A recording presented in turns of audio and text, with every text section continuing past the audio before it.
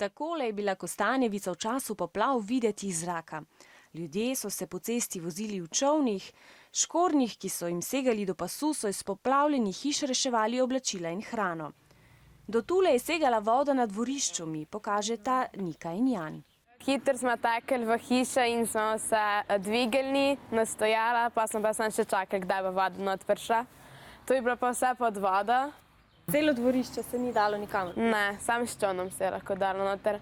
Tukaj so imeli pa vrt, ampak po poplavi nam je vse uničil in zdaj pač se suši, ker se je posušil. Taro smo mogli dati stran iz kletke, zaradi tega, ker je bila premočena, umazana, zato smo jo pa odpeljali gor v zgornjo nadstropje. S pitno vodo so jim na pomoč priskočili prostovoljci, iz umazane vode pa so pohištvo reševali sami. Strah je bilo tega, da nam bo spet vse uničil v hiši noter.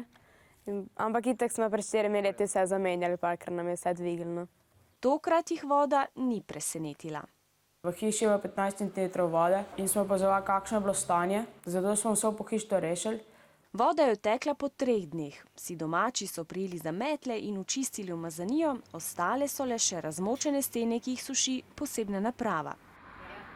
Nika je z očetom razmišljala, kako bi poplave morda lahko preprečili.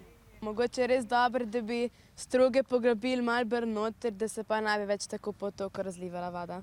Veliko ljudi je reklo, da razmišljajo o tem, da bi se izselili iz otoka. A Nika in Jan pravita, da bi tukaj ostala celo življenje.